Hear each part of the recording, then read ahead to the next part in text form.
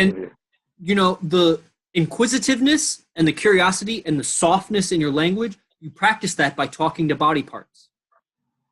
When you talk with body parts, you ask questions. And a lot of times you'll notice that, like, when I was asking questions, I was almost saying like the same question over and over. But sometimes I would like reword it just slightly. Sometimes it hits. It depends on the syntax, which has to do with the hardware of language that is in a person's brain and how it's been programmed through conditioning.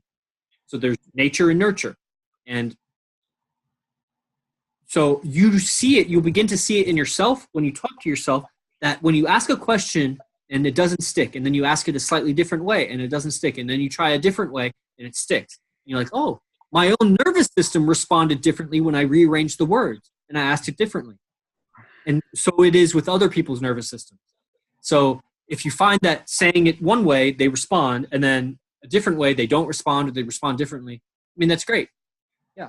And just use it that way. And you just build a, almost like a language print. Like you have a fingerprint, like you have a language print of the person. And, that's why it's, something like a relationship is so intimate,